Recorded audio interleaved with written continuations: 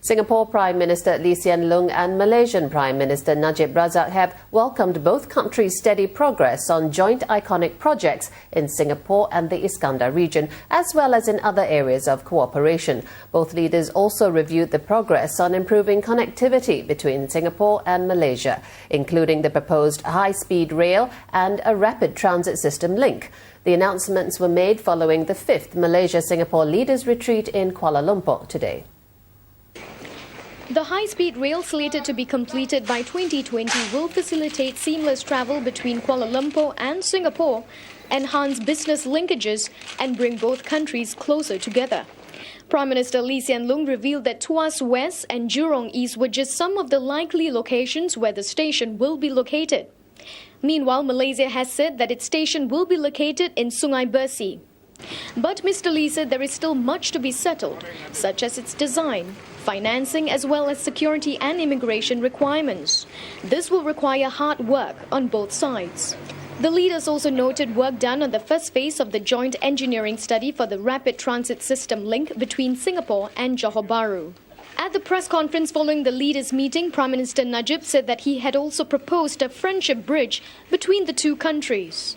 Another initiative which is, I'd like to stress, is a long-term initiative, looking at the road links between Malaysia and Singapore, a proposal to have a friendship bridge that will certainly enhance road connectivity, improve the environment, and as well as create a much stronger links between our two countries and a symbol of the growing friendship.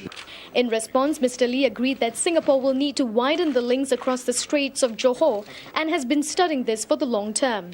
And to provide greater convenience for commuters, Mr. Lee said the Customs and Immigration Quarantine Complex will most probably be co-located for the rail transit system link and the high-speed rail. Both leaders also noted the progress in Iskandar, Malaysia, and commended the work of the Malaysia-Singapore Joint Ministerial Committee for Iskandar, Malaysia. Iskandar, Malaysia is a strategic play to raise Malaysia above the global competition and to help Singapore also to maintain our economic competitiveness by integrating our two economies and complementing one another.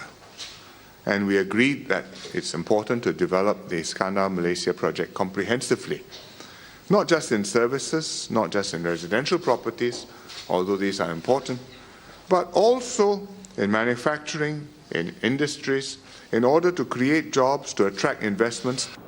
Mr. Lee added that as Iskandar thrives, having a skilled labour force is also crucial. As such, both leaders welcome ongoing discussions between the various agencies for both countries for collaboration in vocational training. They also acknowledged that the transboundary haze pollution is a recurring problem for the region and have reaffirmed their commitment to take decisive actions to solve the problem. Prime Minister Lee Hsien Loong also expressed his deepest sympathies over the loss of missing Malaysian Airlines flight MH370 and said that Singapore stands ready to help Malaysia in the next phase of investigations.